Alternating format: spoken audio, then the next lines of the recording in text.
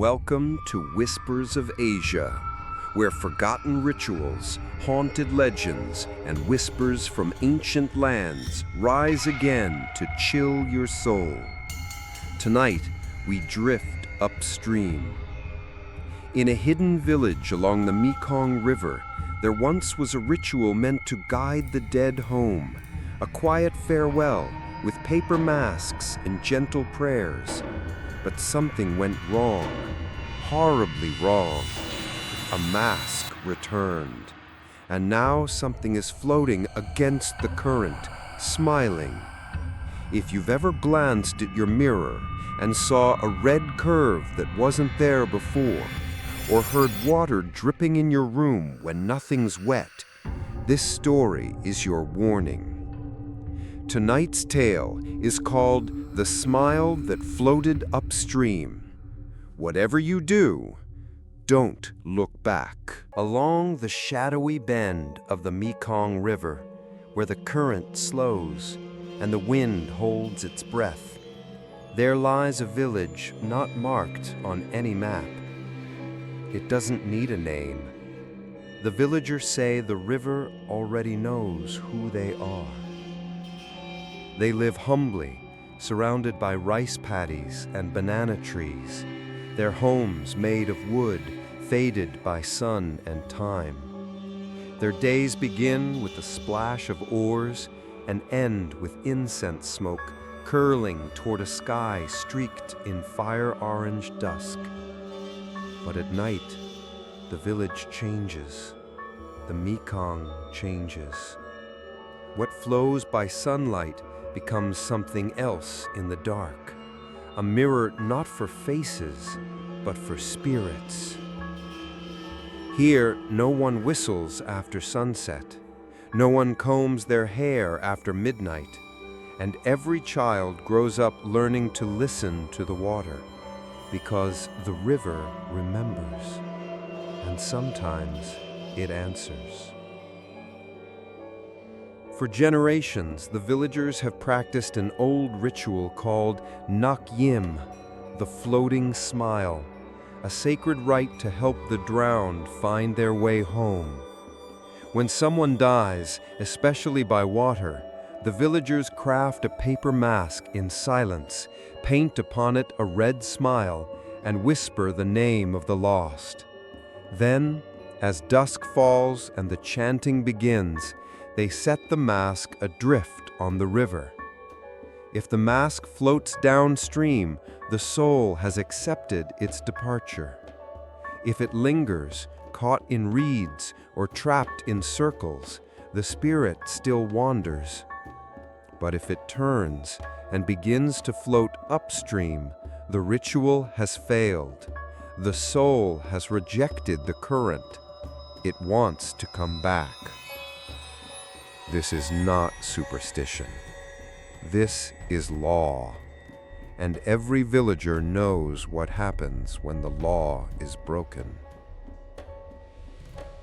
They say the first smile floated back decades ago during a monsoon that tore away half the village's fields. A young mother drowned while washing clothes by the rocks. Her family, in grief, performed Nak Yim hastily, rushing the chants, skipping the second incense. They say the mask returned that same night, drifting against the current, soaked and ruined, its painted smile twisted, bent, wrong. By morning, the mother's child was missing. No one speaks of what they found near the riverbank, only that a second mask floated down 3 days later, bearing 2 smiles. No one has attempted Nak Yim alone since. The elders, brittle as the bamboo in their fences, remember every failed smile. They keep records not with ink, but with silence. In their stories whispered over firelight, every drowned soul is still watching, waiting, and sometimes laughing through someone else's lips. The children are taught early, do not mock the mask, and never paint your own. Recently, the ritual has become rare. Many of the younger generation have moved away, lured by city lights, machines, and promises that require no chanting. Some call Nakyim a myth, a remnant of the fearful past. But the river doesn't forget. The river doesn't forgive. And this year, something has shifted. The rain has come early. The wind moves without sound. A girl has drowned. Her body was lost mid-ritual. The mask was cast into the river, and it came back, not floating, climbing. Her name was Lukna, a quiet girl with soft eyes and a voice that barely rose above the rustle of banana leaves. She wasn't born in the village, but the elders said she carried Mekong in her blood. Her mother had drowned, giving birth to her in the shallows. Her father had vanished upstream years ago.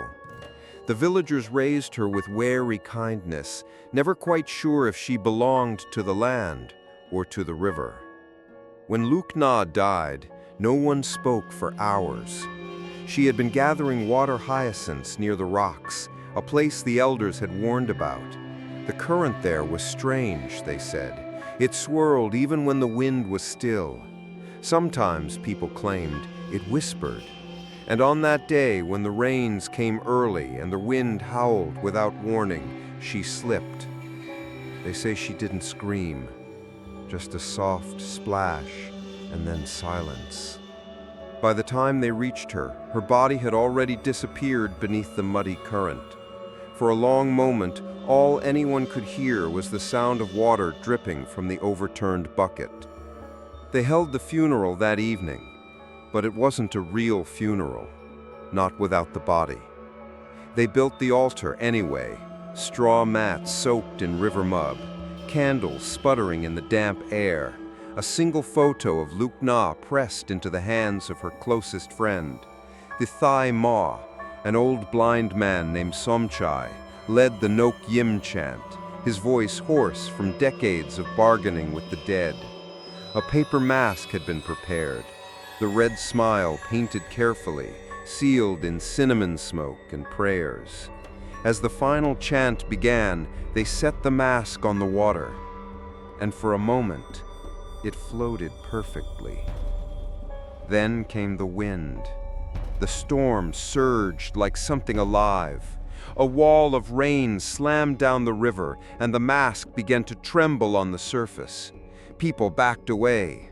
Thai Ma shouted louder, but the words were torn from his mouth. Thunder cracked, and in that instant, something impossible happened. The paper mask turned. Against the current, against the rain, it spun, slowly, deliberately, and began moving upstream. Some said it looked like it was pulled. Others said it chose. But everyone watching froze, as if the river had held its breath, and so must they. Then the mask disappeared beneath the surface. Gone. No splash, no ripple, just gone. That night, no one slept. The air was wrong, heavy, tense. The frogs didn't sing. The cicadas stayed quiet. Even the dogs refused to bark. And in the homes nearest the water, something even stranger happened. Wet footprints, bare, human, and impossibly small, were found leading from the riverbank, right up to the doors. One woman said she found them on her floor, soaked and glistening, surrounding her bed in a perfect circle. Another family claimed their bathroom mirror had fogged up from inside, though no one had showered, and when it cleared, someone had drawn a red smile across it. That morning, no one spoke Lukna's name. They just looked at the river and waited. But it didn't stop there.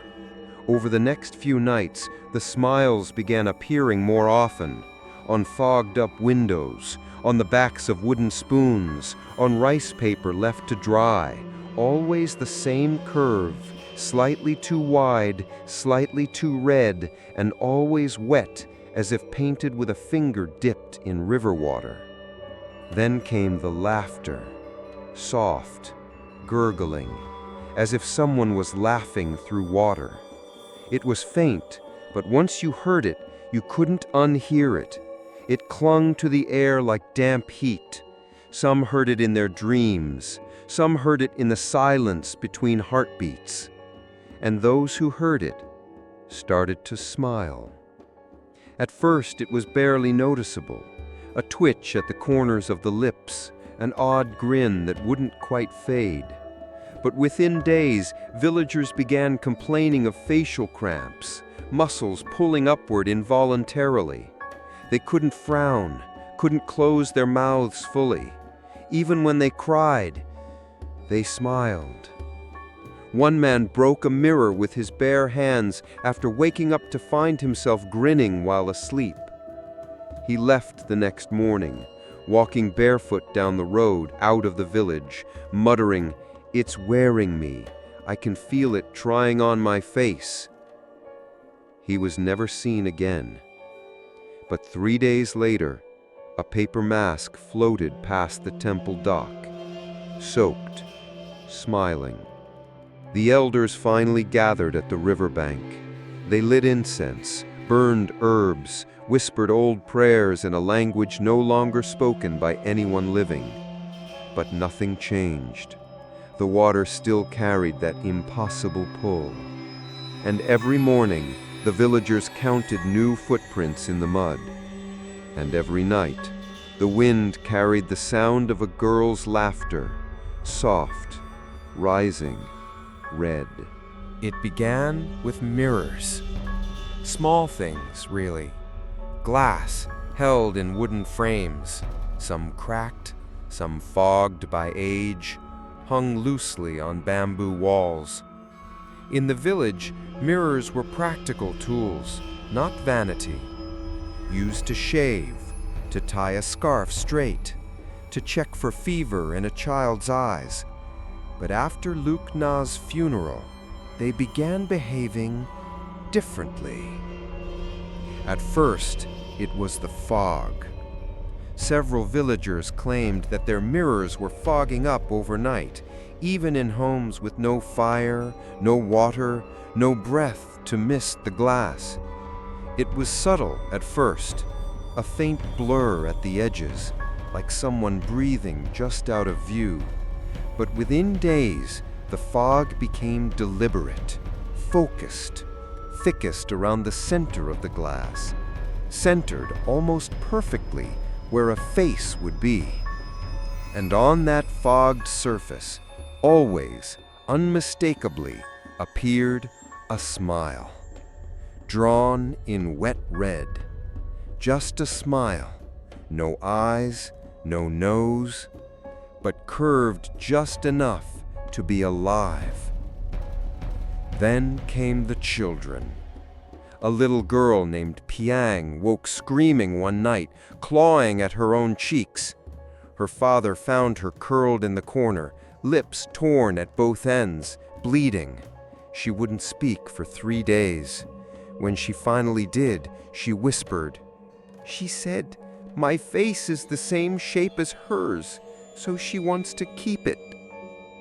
They didn't ask who she was. They didn't have to. More and more villagers reported waking with their mouths sore, stretched, their smiles wider than the day before. One man went to the monk in the next village over, asking for a cleansing ritual. But halfway through the prayer, he began to laugh, loud, choking, endless, and collapsed. The monk swore he saw the man's lips tear open as though something was pushing outward from inside. The man died that night, but not before repeating one phrase over and over through bloodied teeth. "It's not my smile."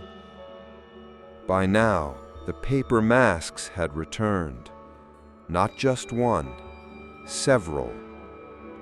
Every few days, a new one appeared, drifting upstream, always soaked, the red smile always wider than the last, and the paper always still warm, as if freshly painted. Villagers began recognizing features on the masks, slight marks that resembled moles, scars, missing teeth. One woman screamed when she saw a mask float past her home that looked exactly like her missing brother, except the smile reached past his eyes. They burned their masks that year, every last one, but the river made more. Taimo Somchai, the blind spiritual leader, gathered the villagers. They met at dusk, torches lighting the edge of the river, smoke trailing into the humid night like lost thoughts. His voice was quiet but unwavering. This is not Lukna's soul. This is not a ghost. This is something that uses grief like a door. He explained what few dared say aloud. When a soul is not properly guided across, when a ritual is broken mid-chant, especially with water, the gateway doesn't just remain open, it reverses. And if something else, something ancient, unseen, is waiting beneath the current, it can climb through. It doesn't need a body, it only needs a face. And the Nokyim ritual, once sacred, had become a beacon, a painted invitation left on the surface of the river. It smiles because it has no mouth of its own. That night, a family vanished. No warning, no scream, no broken door. Only 3 things were found in the empty house. A mirror, shattered from the inside. A single red fingerprint on the floor, still wet. And beneath their porch, drifting gently upstream, a new mask. From that day on, mirrors were banned in the village. Smashed, buried, burned. But still, villagers saw reflections that weren't their own, in puddles, in bowls of rice water, in the eyes of others. And when they looked too long, the smile looked back. His name was Kun, a fisherman with strong shoulders and a tired laugh. He lived alone in a stilted hut by the river's edge, not out of preference, but of necessity. His wife had drowned years ago, and since then, Kun had stayed close to the water, as if waiting for it to give her back. He wasn't a man of stories, didn't speak of ghosts, didn't believe in curses, until the night he vanished. It began like it always did, a smile in the mirror. Except Kun had no mirrors. He had burned his with the rest of the village weeks ago. But that evening, while cleaning fish in a bowl of river water, he looked down, and the bowl looked back. Not his face, not even a man's face, just the smile. Too wide, curved like a crescent moon, bleeding slightly at the edges, floating on the water without body or breath. He blinked. It was gone. He poured the bowl out into the earth, said nothing. That night, the neighbors heard laughter, but not Kun's. It was higher, wet, bubbling like air rising through mud. It drifted across the water like incense, slow, persistent, impossible to trace. When morning came, his door was open, his bed untouched, his fishing net still coiled. No sign of struggle, no blood, no footprints. Only a mirror, a broken shard of one, resting in the center of the hut's floor. Its jagged edge reflected the rafters above, and in that reflection, a red curve had been scratched into the wood, smiling. The village didn't speak his name. They never do. But everyone heard what came next, because on the seventh night, as the sun sank into the Mekong like a bleeding yolk, a mask was seen drifting along the current. But this time, it wasn't coming from upstream. It was hovering, still, spinning slowly in place. When a brave boy reached for it with a bamboo pole, the villager screamed, "Don't touch it!" But he had already turned it over. They all saw it. It wasn't made of paper. It was skin. Human. Pale.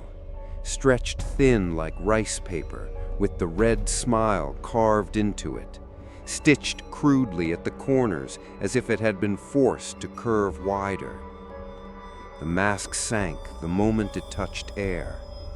The boy never spoke again.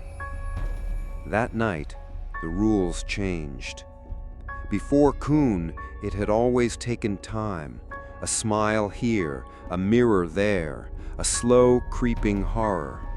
But now it could skip the steps. No more dreams, no more warnings. If it wanted you, it could take you, entirely, face and all. The villagers began sleeping in shifts. They rubbed ash on their cheeks to distort their features. Children were made to sleep without seeing their own reflections. Bowls turned over, water drained from jars. But none of it mattered, because the thing in the river had learned something new. It had tasted recognition. Taimo Somchai stood by the water for the first time in days. His blind eyes faced the wind. His hand trembled on the wooden staff carved with 7 ancient markings. He spoke to no one, but those nearby heard him whisper, "It is no longer borrowing smiles, it is making them."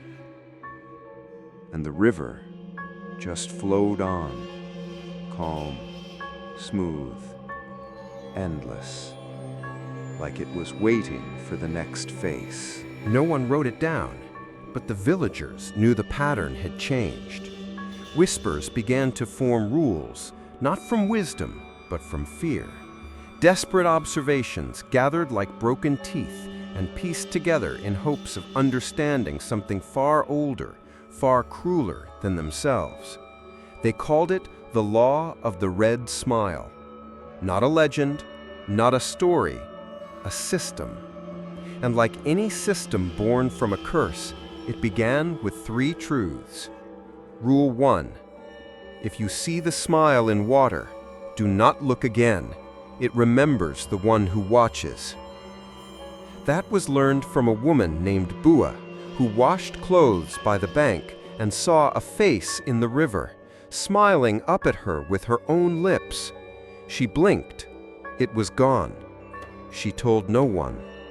But that night, her well filled itself, not with water, with laughter.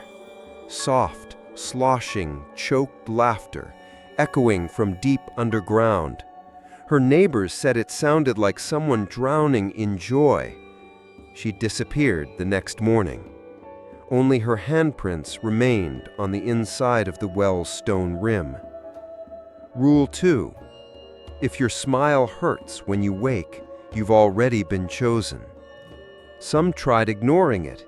It's just stress, they said. Just bad dreams. But the ache deepened. Each day the muscles stretched tighter until it wasn't pain anymore, just numbness, like the face had stopped being yours. A boy named Kum tied a scarf around his mouth every night to stop it from widening. He was found hanging from his rafters. His face had been peeled clean, but the scarf remained, still knotted as if it had never been touched. Rule 3. If a mirror fogs without breath, leave the house immediately. Mirrors had been banned weeks ago, but fog still came, on bowls, on windows, even on the sheen of polished stone. One family noticed it too late. Their home, the one farthest from the river, began to drip at night, walls weeping water. A mirror long buried appeared on their doorstep. They burned it, poured salt, prayed, but by dawn, the house was empty. Inside, a single smile burned into the floorboards, not drawn, branded. There were more rules, unspoken ones, harsher ones. If you dream of the river, do not drink from it the next day. If you hear someone call your name in your own voice, do not answer. And if you find a mask outside your door, it's already too late. The village posted watchmen at night, carved symbols into their doors, lit red candles, one for each night since Luke Na's ritual failed. But nothing kept it out, because the truth the Taimo finally confessed was this: it is not a spirit, it is a memory that refuses to fade. It does not need to enter your house, it only needs to enter your reflection. That was when a new fear took root. What if the smile wasn't coming from the river anymore? What if it was already inside them, waiting to surface? Children began to avoid looking at each other. Parents stopped bathing their infants in water. Elders covered every reflective surface with cloth, not just mirrors, but metal, glass, even the eyes of dead animals. But even cloth can't hide forever, because when the smile wants to be seen, it finds a surface, and it grins. That week, 3 more masks floated back, soaked, wrinkled, all bearing different faces, but the same smile. And when the villagers gathered by the dock, trying to decide whether to burn them or let them drift away, a child pointed and asked, "If they're masks, then where are the real faces?" No one answered, but all of them turned and looked at the river. And in its surface, for just a second, they saw the truth. The river wasn't reflecting them anymore. It was remembering them. There is a kind of terror that does not scream, it grins. In the days after the rules were whispered, something changed in the air. Not louder, not more violent, just closer. The villagers stopped looking one another in the eyes, not out of shame, but out of fear that what stared back might not quite be human anymore. Not entirely. Because now, people were smiling when they cried. It started with the old teacher. She had lost her son to the river years ago, but remained gentle, a storyteller, a songkeeper. The children trusted her. One morning, she entered the village square to buy rice. Her hands were shaking, her voice was hollow, but her lips were smiling. Tight, wide, reddened at the corners as if pulled from within.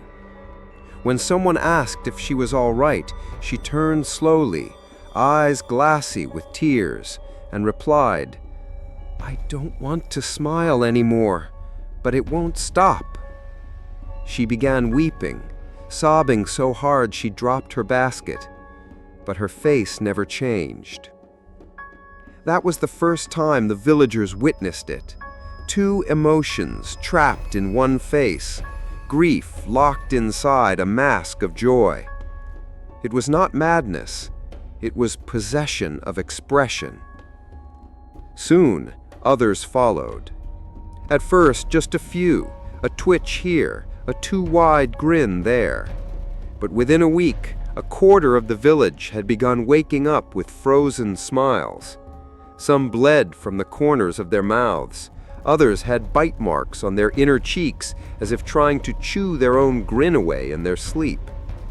They said it felt like their own faces were being worn by something else. One man tied stones to his jaw to keep his mouth shut overnight. He drowned in his sleep, dry. Taimo Somchai gathered what strength remained in his brittle frame. He called the affliction not a ghost, but a shadow memory, something that imitates the human shape but cannot create its own. It does not enter you like a spirit. It studies you, then it becomes you, one smile at a time. He believed the river no longer needed masks to summon the dead. It had discovered a better method: human faces, living masks, flesh made reflection. From that night forward, a new rule emerged, one no one wanted to say aloud. If someone cries while smiling, they are no longer fully themselves. Those afflicted were watched, whispered about, avoided. Some were tied to posts, not out of cruelty, but out of terror. The villagers were no longer sure whether the afflicted could still be saved, or if they were simply mimics now. One child, no older than 5, was found sitting by the riverbank, humming a lullaby she had never learned. Her mother screamed when she saw the girl's face, a perfect smile, unmoving, split at the edges like parchment too long soaked. When asked what she was doing, the child looked up with tear-filled eyes and said, "She told me if I smile for her, I'll never have to be sad again." They burned the child's clothing that night and prayed, but the next morning, a tiny mask floated by, smiling. The worst part wasn't the smile, it was the sound. Because as the curse spread, laughter became common, not joyful, but wet, choked, half swallowed. You could hear it through walls, from under floorboards. Once, someone heard it from inside a well-sealed jar of rice. And when you heard it long enough, you laughed too. Not from humor, from infection. The villagers began avoiding water altogether. No washing, no cooking with river water, no eye contact with puddles. Even the rain was feared, caught in bowls only to be buried later. But the smiles kept spreading. Even without mirrors, even in total darkness. It wasn't about what you saw anymore. It was about what you had already seen. Because once the smile knew your face, it could wear it whenever it pleased. And so the village changed. Less like a place, more like a stage. And every actor was slowly being replaced by a version of themselves that smiled just a little too wide and cried without ever frowning.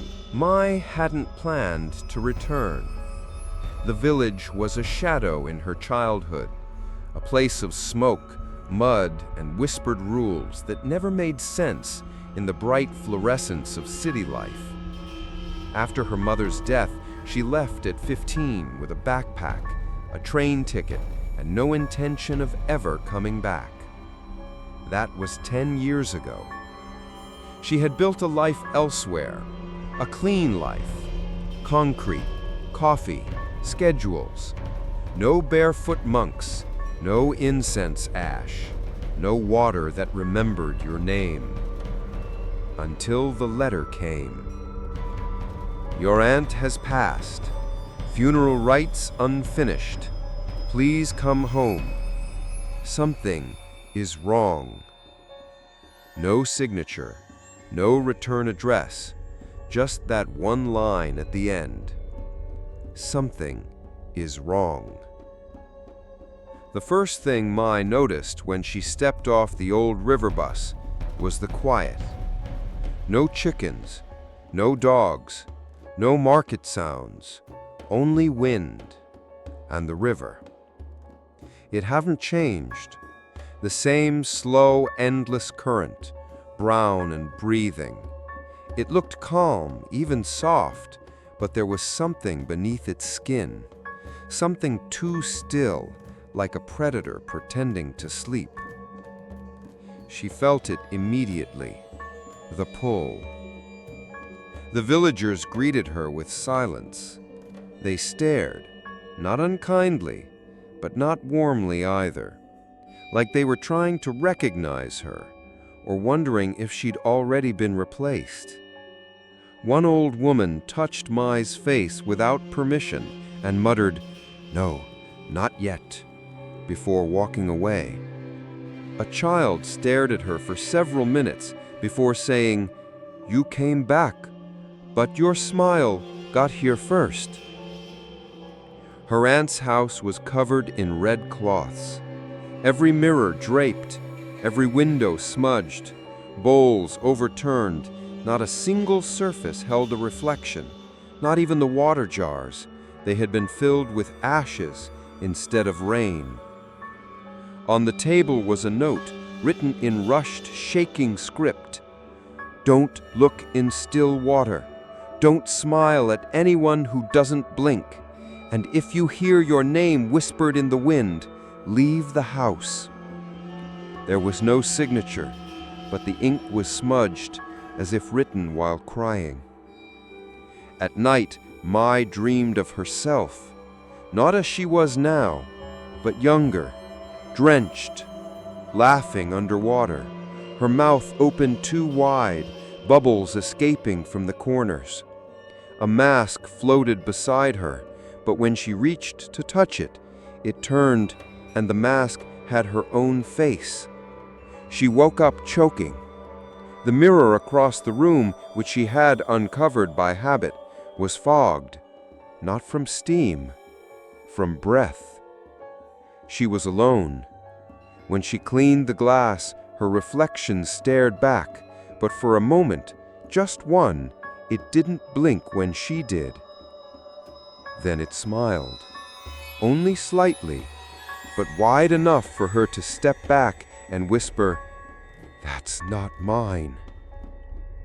Mai didn't believe in curses, but she believed in patterns, and this village was a pattern she had escaped but never broken. Now, everywhere she went, she noticed it. People rubbing their cheeks raw in secret, grown men whispering at their own shadows, children covering puddles with leaves. The village wasn't haunted. It was mirroring something, copying, replicating, wearing its own people like masks that forgot how to be real. And somehow, she had walked straight back into its mouth. That night, she went to the riverbank, the same place where her mother once told her stories about paper masks and smiling ghosts. Now it was different. Now it was waiting. The wind whispered, the current pulled, and in the shallows, something floated. Not a mask, not quite. It was a mirror, polished and wet, half submerged, and it reflected not the moon, not the trees, but Mai, already smiling. They told her the old man couldn't speak anymore, that his voice had broken from chanting too long, too loud, too deep, trying to silence something that didn't understand words. But when Mai stepped into his hut, he was waiting for her. Not with fear, not with welcome, just recognition. As if he'd known she was coming, or perhaps had already seen her arrive, even though he had no eyes. The hut smelled of beetle, salt, and old water.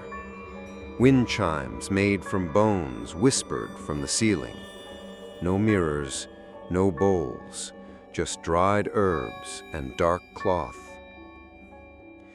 Taima Somchai sat cross-legged in the center, thin as bamboo, skin like cracked clay, his blind eyes clouded and still. His lips were dry, but the moment she knelt, he spoke. "Your face has not chosen yet." Mai felt cold run up her spine. She hadn't told him her name, or anything. But it remembers your blood. That is enough. He began the story without question, without pause. Nok Yim was never about peace, he said. It was not a farewell. It was a binding. Long ago, before the villagers worshipped Buddha or spoke Lao, the people here believed the river was a mouth, wide, endless, always hungry. It swallowed the dead, yes, but sometimes it gave them back, but never whole. When a person died by drowning, especially if the body was lost, their face remained in the current, not their soul, just their likeness, like a mold pressed into moving water, waiting for someone to pour life back into it. And so the first shaman, nameless now, burned from the scrolls, created Nok Yim, not to guide spirits, but to seal them, to trap the face in a smiling shape, to confuse the river, to flatten grief into something the water couldn't swallow. The smile, Somchai whispered, was never a gift. It was a cage. Over generations, the ritual was softened, romanticized. The blood was removed. The chanting shortened. The masks became lighter, cheaper, decorated for beauty instead of function. And worst of all, they forgot the final verse, the one that was never supposed to be skipped, the one that said, "Do not leave the mask alone, for what is sealed may still look back." Mai remembered the funeral. She had been just a girl, a mask floating, the chanting interrupted, and her aunt, the last person who knew the full ritual, had died before finishing it. "That's when it escaped," she said aloud. Somchai tilted his head. It didn't escape. It was invited, because someone watched it smile and smiled back. Mai stood. The shadows around her were too long. The chimes stopped moving. Her reflection flickered in the small dish of oil beside the altar. And for a split second, she was already smiling. But not with her lips, with her future. She turned to the old man. "What do I do?" He reached for her hand, trembling, brittle, cold. "Finish what was never finished. Complete the final verse. And then," his voice cracked, lower now, almost not human, "give it a face it cannot wear." Mai stepped back. "What does that mean?" But he didn't answer. His mouth was still moving, but now he was only smiling. That night, the village cracked. It didn't burn. It didn't scream. It simply split open, as if everything fragile, sanity, silence, skin, had reached its breaking point. And all of it began with a sound no one had heard before, a chorus of laughter. Not joy, not madness, just a perfectly synchronized smile, echoing from every house at once. Mai was still inside the blind man's hut when it began. The air shifted. The shadows felt sharper, like blades hidden in the dark. And then, faintly, like a lullaby underwater, she heard it. Her name. Mai. It didn't come from outside. It came from behind her teeth. She ran. Outside, the village had changed. People stood in their doorways, unmoving, their mouths pulled wide, cheeks trembling, some bleeding, but their eyes were still full of panic, like they were trapped inside their own heads, screaming without sound. Some clawed at their faces, others whispered through gritted teeth, "Help me, I'm still in here." Children laughed without blinking. Even the dogs were smiling. And then the mirrors returned. Every house, every wall, every surface that had once reflected was now reflective again. Not made of glass, but of water. Dripping from ceilings, pooling on floors, gathering on bare wood until it shimmered unnaturally smooth, as if the village had become one enormous shifting mirror. And in each surface, the same face looked back, Mai's, not as she was now, but pale, wet, rotting, and smiling too wide to be alive. She stumbled toward her aunt's house, heart pounding, teeth clenched. In the doorway, a mask waited. It was woven hair and soaked rice paper, but the features, her own, too exact. Even the scar beneath her chin, the one she got climbing a mango tree as a child, was there. It had her mouth, but it was smiling without her permission. The villagers began to shudder in unison. One by one, they dropped to their knees, their faces contorting as if something was tugging them from inside. Several began peeling at their own skin, trying to rip the smile off. And as they did, new masks rose from the ground, not floating on water, but emerging from the dirt, damp, pulsing, as if grown from the roots of grief itself.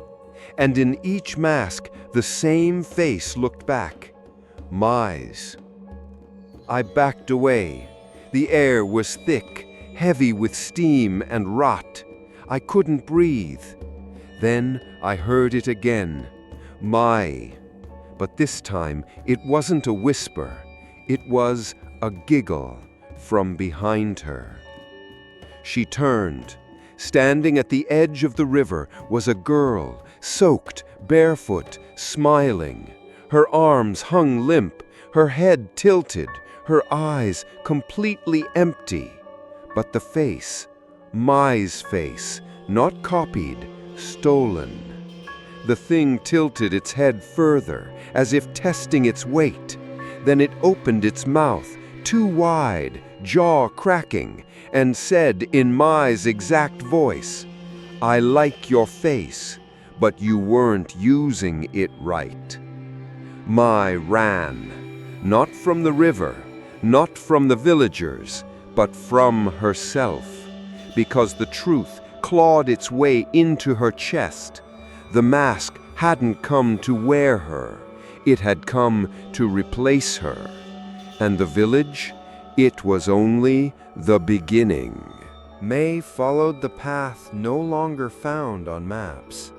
It wasn't a road, not really, just a thinning of trees, a slight bend in the earth that locals refused to step across. Elders called it Kwafi, the bridge of spirits. Not made of wood or stone, but of memory.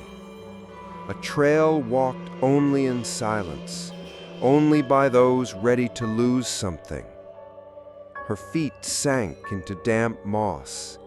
The air was thicker here, still. Even the birds stopped their songs. The further she walked, the more the world forgot how to be alive. At the path's end was nothing, just a wide clearing circled by trees blackened at the roots. No temple, no shrine, just the Mekong, wider here, slower, older, curling in a perfect arc like a snake asleep in its own coil. But May felt it, the pull. This was the place where Nok Yim began, where the first mask was laid, where the first smile refused to sink. She stood at the river's edge, holding the old scroll she found hidden beneath her aunt's floorboards, wrapped in red thread and rice husk, written in ink faded to rust. It contained the final verse, the one no one dared recite, the one that seals the face, but not without a price.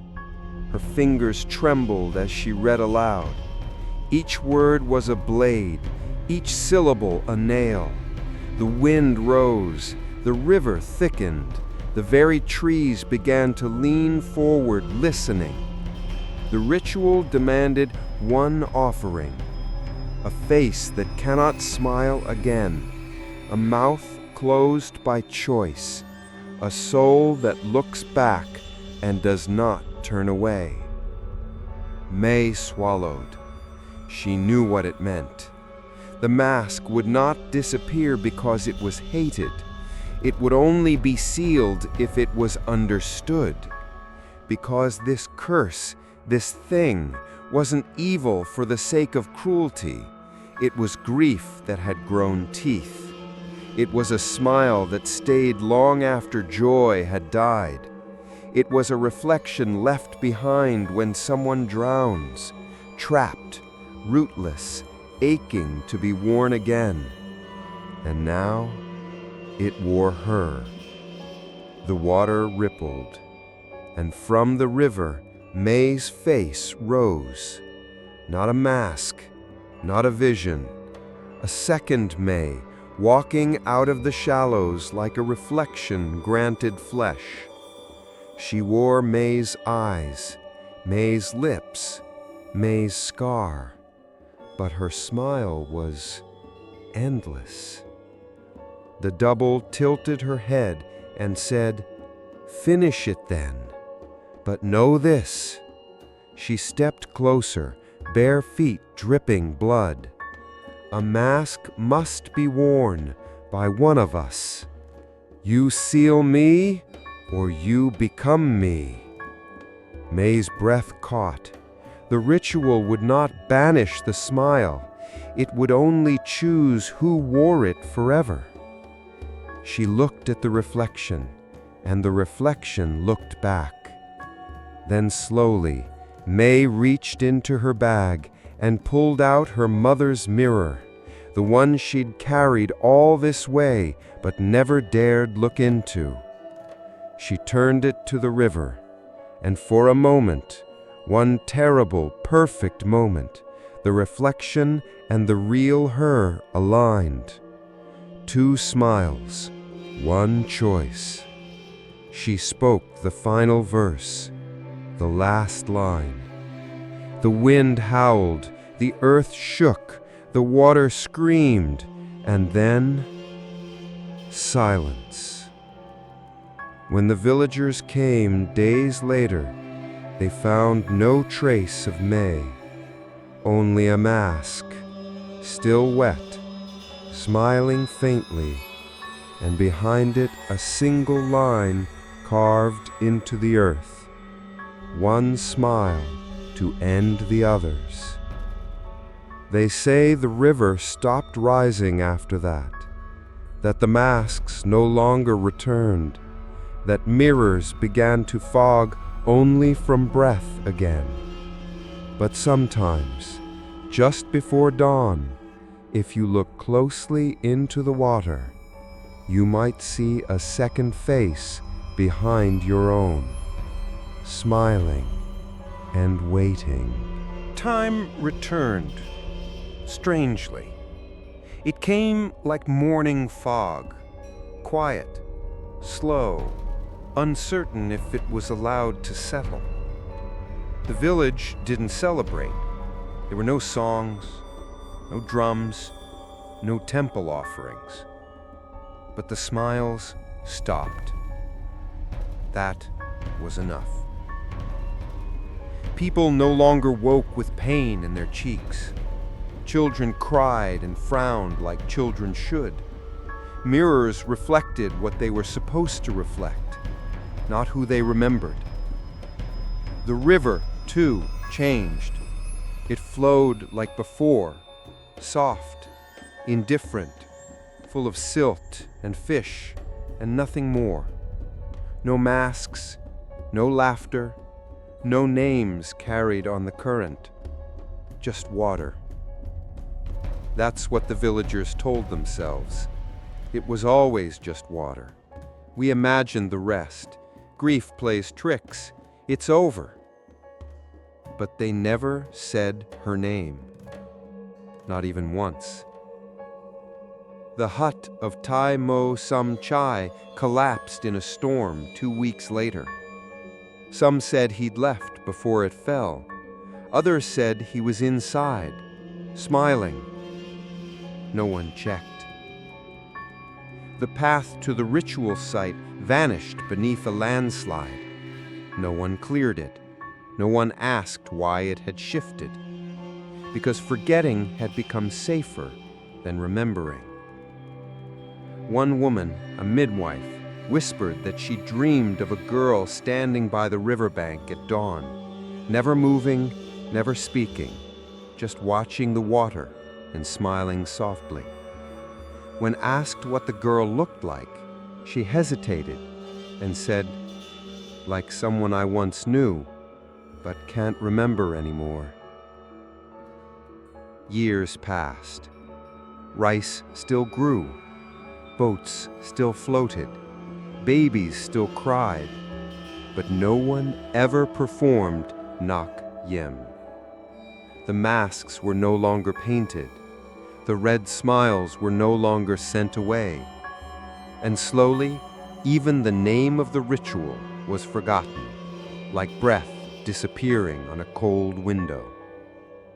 But sometimes, when the river is low and the fog is high, a traveler might arrive in the village with a strange look. They may claim they were drawn there by a dream, or a name they couldn't quite recall, or a smile they'd seen once in water that wasn't theirs. The villagers will offer tea. They will smile politely, and they will say, "No one here remembers anything like that. You must be thinking of another place. We've always lived quietly." Then, when the traveler is gone, they will quietly draw the curtains and turn every bowl in the house upside down, just in case.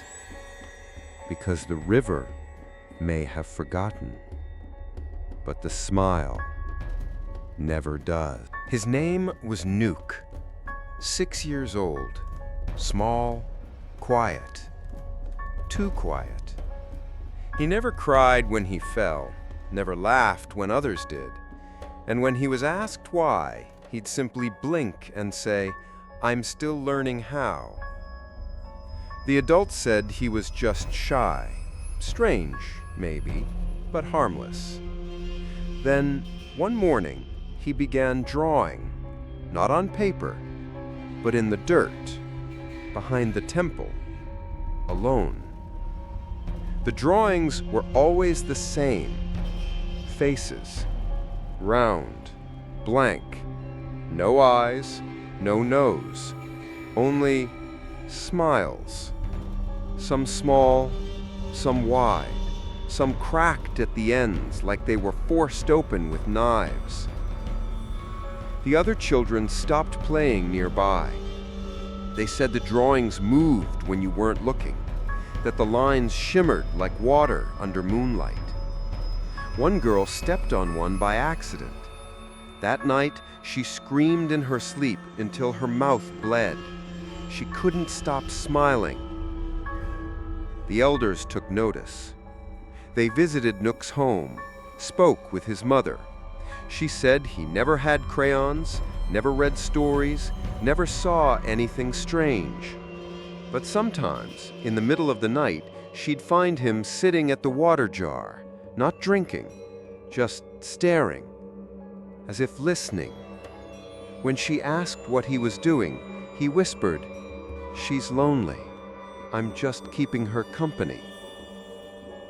One elder followed him the next day, watched as Nook crouched by the old banyan tree near the river's edge. He wasn't trying. He was speaking, softly, gently, to the dirt. When the elder stepped closer, he saw the words Nook had traced into the ground. "Would you like another face today?" That night, the river fogged again, for the first time in years. Windows wept, mirrors blurred, and beneath the porch of the old schoolhouse, a mask floated, smiling. The village gathered in silence the next morning. They burned the drawings, smashed the water jars, buried every reflective surface they could find. But Nook kept drawing. Now, not just in dirt, but on walls, on rice sacks, on the backs of chairs. The same face, the same smile, always in red. They brought him to the temple, tried prayers, salt, smoke. But when the monk asked, "Where did you learn this?" Nook looked up and said, "I didn't. She said it was already inside me.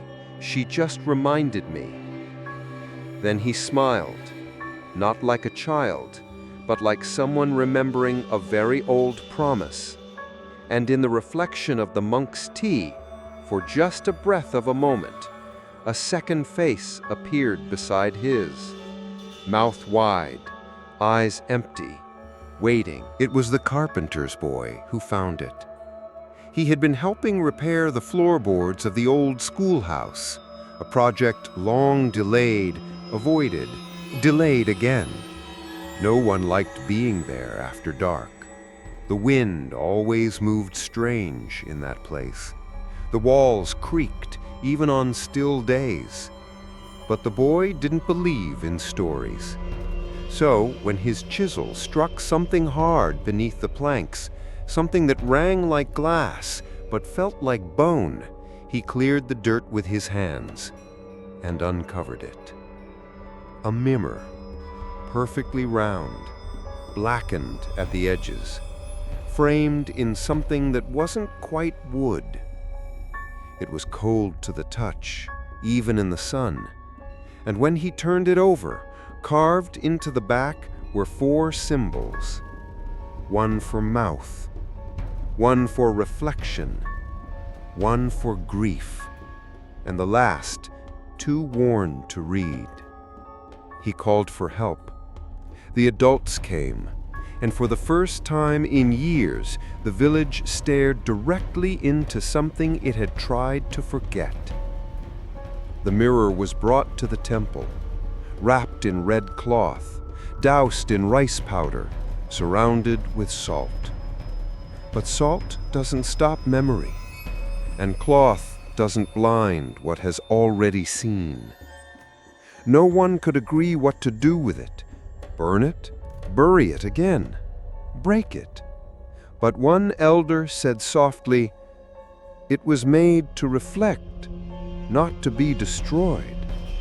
What if what it's showing us now is our own unfinished grief?" That was the first time anyone used that word aloud. Grief. Not curse, not ghost. Grief. Then the mirror began to fog. No one had touched it, no breath, no heat. But the glass blurred from within, and on its surface a smile appeared. Not drawn, condensed. Formed by the water itself, perfect and red, just as the old ones had feared, just as Nook had drawn. It didn't belong to anyone in the room, yet somehow it looked like all of them. That night, dreams returned, all across the village. Dreams of a schoolhouse floating on water, of children with empty faces drawing smiles into mud, of a girl at the river's edge holding a mirror that reflected not herself, but the person watching the dream. Everyone who saw her woke up smiling. By morning, Nook was missing. Only one thing remained in his bed, a red crayon snapped in half, and on the wall beside it, a message in a child's hand. She said the mirror remembers who left it behind, so it came looking. The villagers returned to the schoolhouse, this time not to repair, but to dig. They tore up the rest of the flooring, broke through rotten beams, scooped out hand after hand of blackened soil, until they found it. A pit, shallow, wet, circular, lined with paper and teeth. Inside were dozens of crumpled masks melted together by time and rot. Some still smiled, some didn't. And at the very bottom, beneath them all, was a second mirror, smaller, cracked, and inside its broken reflection, a single eye blinked. The villagers dropped it, ran, barred the doors, but all night long, from under the floorboards, they heard scratching and soft, muffled laughter, like something trying on a new face and learning how to wear it. The well had been sealed for years, covered with a lid of cracked stone, weighed down by bricks no one ever touched. Children were told stories of sickness, spirits, shadows, anything to keep them from peeking. But stories, like water, leak through even the tightest walls. And lately, they had begun to hear something. Dripping, scraping, whispers that bubbled instead of echoed. Some said it was just frogs. Others swore they saw fingernails scratching at the inside of the stone. But no one opened it until Nook returned. It was dusk when they found him, standing beside the well, shoeless, soaked, smiling. Not the childish grin of a boy, but the heavy, stretched curve of something that had worn many faces before his. He looked up at the villagers calmly and whispered, "She said someone down there wants to come back." Then he pointed at the well and added, "She has my smile now. I don't need it anymore." They lifted the lid the next morning, not because they wanted to, because they had to. Because the well had begun to hum, a low, rattling murmur like breath caught between laughter and choking. Inside there was no water, just a mirror, a perfect circle of stillness reflecting the sky above, but not the people around it, until someone stepped closer and saw her. It was Luke Na, the drowned girl, the one whose ritual failed, whose mask had returned, whose face began it all. She was standing at the bottom of the well. But she wasn't looking up. She was looking into her own reflection, whispering something over and over. Her lips moved too fast, too wide. Her skin had turned to paper. Her mouth was a tear. Her eyes were mice. Someone screamed. The reflection turned, and Luke Na, or whatever had become of her, smiled so hard it cracked. The surface of the well shimmered, and then, as if gravity reversed, she floated upward, not through air, but through the mirror. They slammed the lid shut, this time with nails, chains, prayers, silence. But they all saw it. The face inside that well wasn't Luke Na anymore. It wasn't Nuke either. It was every smile that had ever been returned. And in the stone lip of the well, someone had carved freshly, wetly, "Faces don't drown, they wait." That night, every mirror in the village fogged again, except one, the one above the sealed well. It remained crystal clear, still, smooth, untouched.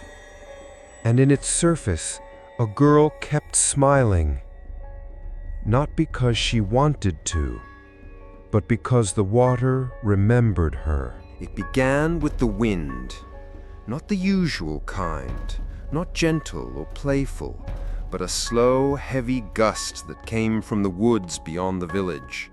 It smelled of salt and smoke and something else, memory. The elders said the forest had ears, but now it seemed the forest had a mouth, and it had started to smile. That morning, red fabric was found hanging from the trees.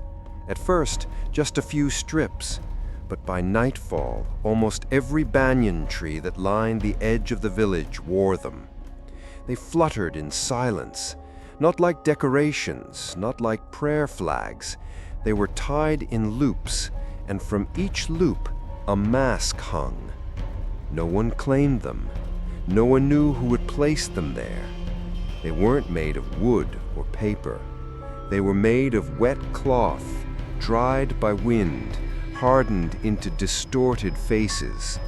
No eyes, no nose, just a smile, stretched, cracked, stitched along the corners like something once forced open. And every mask faced the village. Children refused to go near the woods.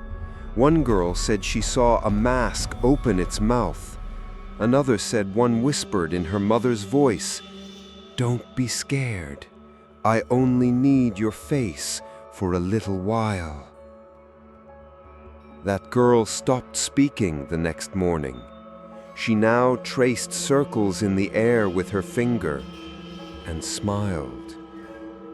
The villagers tried to stay calm. They said it was a prank, the work of wind and shadow, a trick of memory. But deep down, they knew. The trees were remembering what they had tried to forget.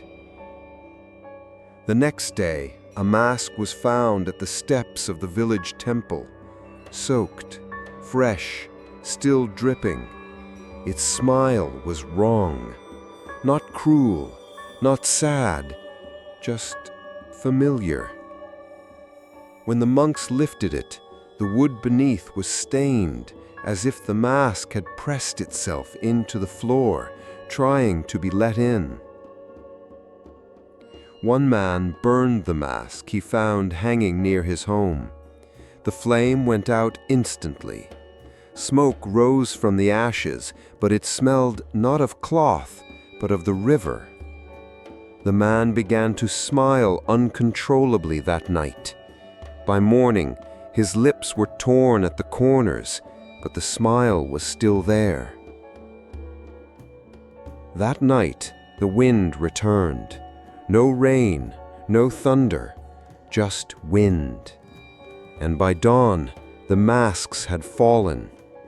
They littered the ground beneath the trees, dozens, maybe hundreds.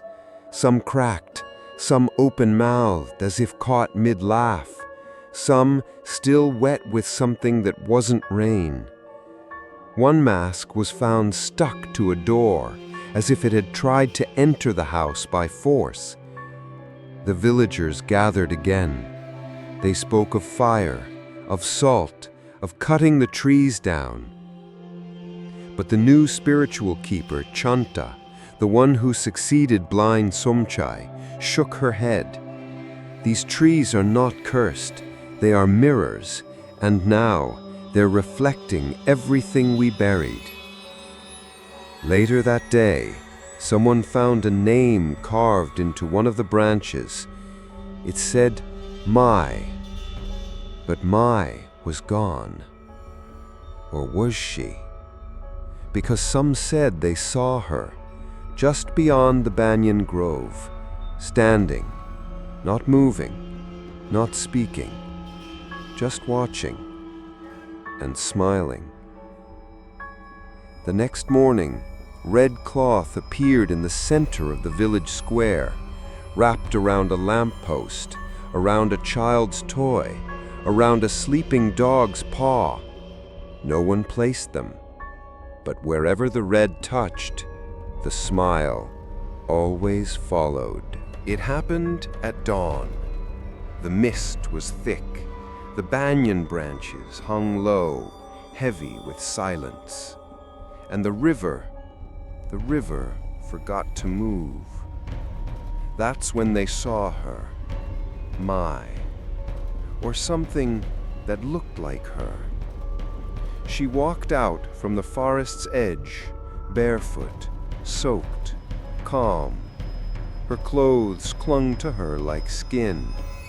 Her skin was pale, too smooth, as if it had been pressed into shape rather than born. And her smile? It was small, controlled, but it never moved. Even when she blinked, even when she spoke. The villagers didn't run, they didn't speak. They just watched, frozen in the space between relief and dread. Because the woman who stood before them wore Mai's face, but not her eyes. Her eyes were too still, too quiet, as if someone had painted them from memory and forgotten to give them depth.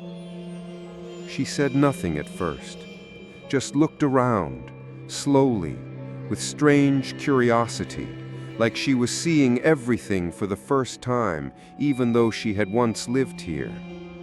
Then, in a voice too calm to belong to grief, she spoke. "I've come back. The river let me go." Someone whispered, "That's not how it works." Someone else muttered, "She drowned.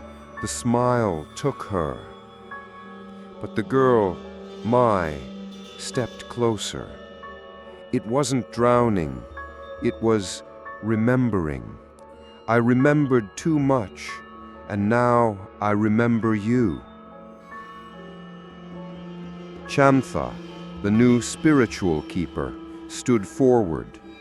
She held a thread of red cloth between her fingers, trembling, and asked, "What was the last thing you saw before the river took you?"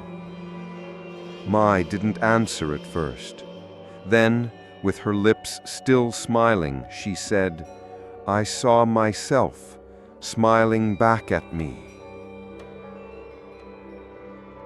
And then she blinked, but her smile didn't change. The villagers began to whisper among themselves, "It's her. It's not. It's something that wears her. What if she never left?" The children stared. The dogs whined and backed away. And still the girl stood there, dripping, smiling, watching. That night, someone followed her. A young man, brave or foolish, or both, who claimed he needed to know.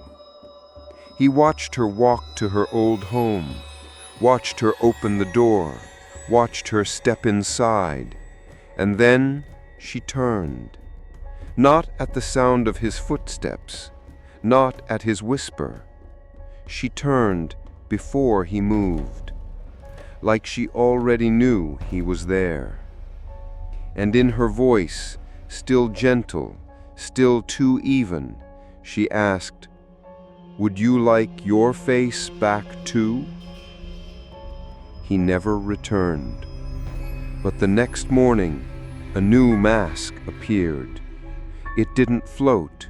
It hung from a branch above the well, soaked, cracked, and smiling, too wide than bones should allow.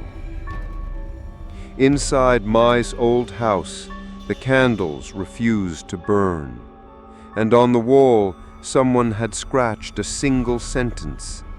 She came back wearing the memory, not the body. Now no one speaks to her. She walks the village each day, never eats, never sleeps, but always smiles. People pass her in silence, unsure if acknowledging her will invite something worse. And at night, they double lock their doors. Because sometimes she walks the streets barefoot, humming, and sometimes she stops to knock, but only on mirrors. At first, it was just sound. Not loud, not violent, just a tap, then another, like a knuckle against glass, coming not from the window, but from inside the mirror. The first to hear it was a widow named Sofa. She lived alone. Her mirrors were always covered, out of habit, out of fear, out of grief. But one night, unable to sleep, she lifted the cloth from her bedroom mirror, just for a second, just to remind herself she was still real. That's when it happened. A single knock from behind the glass. She dropped the cloth, backed away, tried to convince herself it was imagination, until the next night, when the knock came again, twice, then 3 times, rhythmic, deliberate, patient, like something waiting for her to answer. By the end of the week, every house in the village heard it, knocking, scratching, sometimes whispering, but always from mirrors or pots of still water or polished metal, anything that could reflect. It didn't happen at random. It happened when people were alone, when they looked at themselves too long, or when they tried not to look at all. One man smashed every mirror in his home, burned the shards, moved into a shed made of unpolished wood and soot. He was found 3 days later, not dead, just sitting, staring at a puddle that hadn't been there the night before, smiling. And behind him, in the reflection of that still black water, someone else smiled too. Chanta gathered the villagers. They sealed every reflective surface, reburied the cursed mirror from the schoolhouse, painted their windows with soot and ash. But still, it came. Because the knocking wasn't asking to enter anymore. It was reminding them, "You've already let me in." Then came the night someone answered. No one knows who, but they say one mirror in the temple cracked from the inside, and through that crack, something began to crawl out. Not all at once, just a hand at first, then a smile. It didn't scream, didn't chase. It simply stood behind the mirror, pressed its face to the inside of the glass, and waited. And when someone walked by, it mimicked their smile, perfectly, lovingly, until the reflection smiled before they did. The next morning, that mirror was gone. No glass, no frame, just an empty space on the wall. And on the floor beneath it, a single line scratched into the wood. The mirror was never showing you, it was remembering itself. From then on, no one dared look at their reflection, not even by accident, because now the villagers understood. The curse no longer needed the river. It no longer needed masks, or water, or rituals. It had mirrors, and mirrors are everywhere. It began slowly. A mother told her child, "Don't laugh, not even for fun, just don't." The next day, the baker stopped greeting people. The day after that, the school stopped teaching songs. By the end of the week, no one smiled. Not from joy, not from politeness, not even by mistake. Mirrors were gone. Water bowls were covered. The name Mai was never spoken again. But the fear was still there, pulsing beneath the surface of every eye, trembling at the corners of every lip. So the elders made a decision. If the smile is the door, then we will become a village of closed mouths. And they enforced it. Children were punished for grinning. Laughing was met with scolding. Smirking was a sign of possession.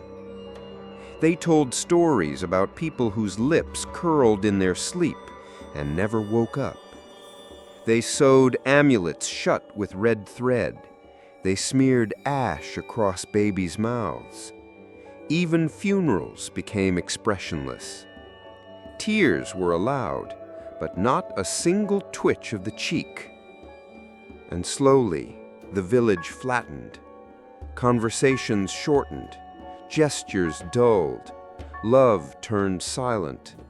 Even weddings passed like funerals. Two hands joined beneath eyes that dared not blink too much in case they moved the wrong muscles. But one day, a child, too young to know the rules, saw a red butterfly and laughed. Just once. High, bright, beautiful. And then she stopped. Her mouth froze mid-curve. Her eyes widened, and she whispered, barely audible, "It found me." She was gone before sunset. Only her shadow remained on the wall, burned faintly into the wood like smoke that refused to rise. And beside it, drawn in something wet and red, a smile. Just that. A simple, perfect smile. That night, the elders passed a new decree. We will teach the children nothing of joy, nothing of beauty. We will remove the concept of the smile from memory. They burned old drawings, ripped out pages of storybooks, painted over portraits, and eventually forgot. The years blurred. A generation grew up who had never seen laughter, who spoke plainly, moved carefully, never raised the corners of their mouths. And still, it came. Not often, just enough. A child would wake with a twitch in their face. A villager would vanish from their home, the mirror shattered but facing inward. A red string would appear on the door, a single drop of water on a windowsill that smiled. Until one night, someone asked, "What if it doesn't want us to smile? What if it wants to be the only one who can?" And no one answered, because even questions now were dangerous. They might cause the face to move, might trigger a memory, might summon something curved. And so the village became a place of blank faces, emotionless, cautious, haunted not by ghosts, but by a single shape, the shape of joy, stolen, and behind every silent eye, one fear bloomed quietly. What if we've erased the smile from ourselves, but not from the thing that's watching us? He arrived at dusk, a stranger, wearing shoes too clean for village roads, carrying a notebook, eyes curious, not afraid. The kind of man who still asked questions. He said he was a researcher, interested in folklore, stories of masks, of mirrors, of things that float upstream. The villagers told him, "There are no stories here, no rituals, no masks." Their faces were polite, still, expressionless. He noticed how no one laughed, not even the children. He noticed how no mirrors hung in homes, how water bowls were turned upside down, how people avoided their own reflections in windows and spoons. He should have left, but he stayed. Curiosity, after all, is its own curse. He walked along the Mekong the next morning. The river looked calm, soft, like old silk unraveling. No masks, no footprints, no sign of anything strange. But then he looked down and saw it. A reflection. Not his, not exactly. It wore his face, but the smile was wrong. Too wide, too knowing. It blinked before he did. He stepped back, laughed nervously, rubbed his eyes. When he looked again, the water was still. Just a reflection. Just the river. Just a trick of the light. But something inside him whispered, it was real. He told the villagers, described what he saw. They said nothing. One woman wept silently. An old man walked away. Finally, one child, no older than 10, approached him and said, "You saw the last one, the one the river saved. She's still down there, you know, smiling." The man asked who. The child replied, "Her name was Mai, but now she's just the smile." That night, he returned to the river, notebook in hand, voice recorder on.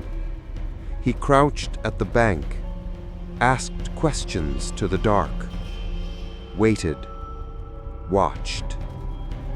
And then, something floated toward him. Not a body, not a mask, just a face. His own, pressed flat like paper, drawn in water, smiling. He gasped, dropped his notebook, stumbled back.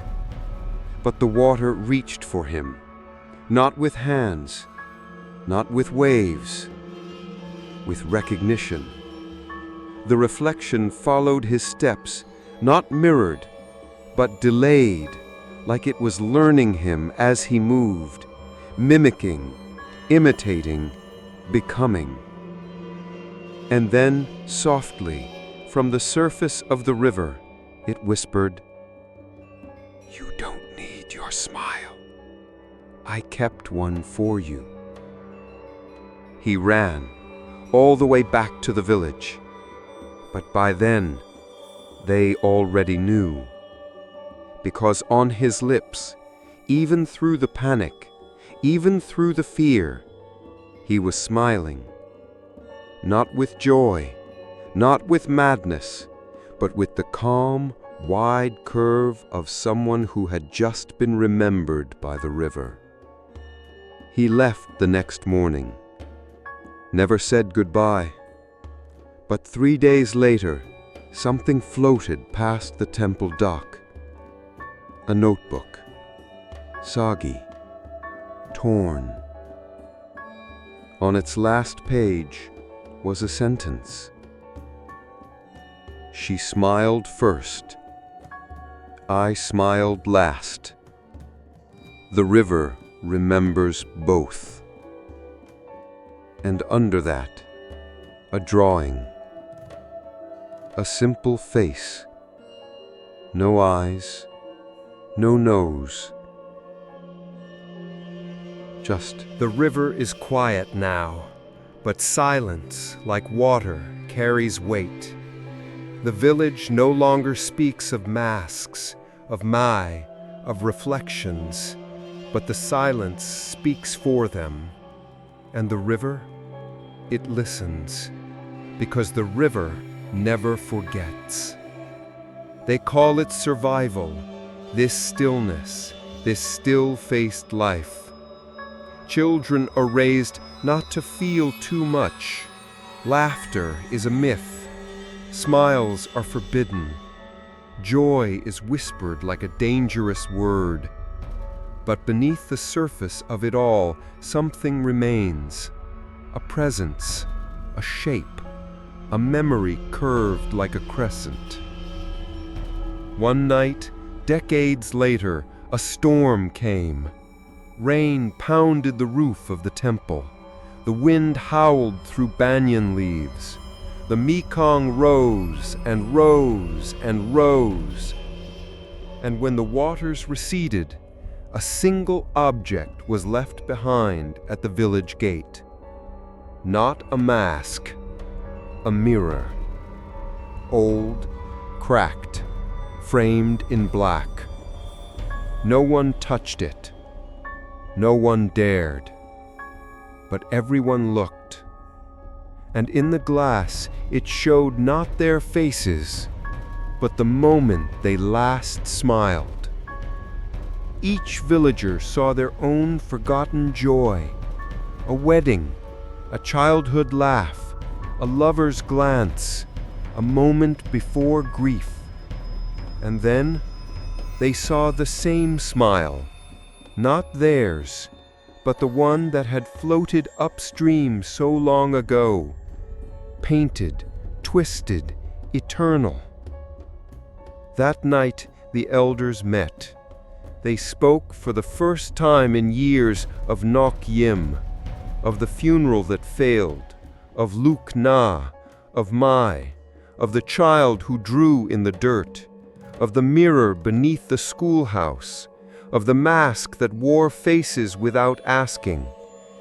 And one of them finally asked, what if it wasn't haunting us? What if it was showing us what we became? Because here is the truth. The smile that floated upstream was not a ghost. It was a reminder, a reflection we abandoned, a face we left unfinished.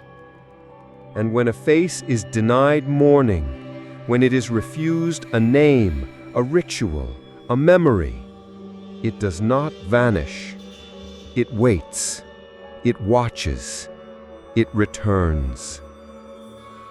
In the morning, the mirror was gone.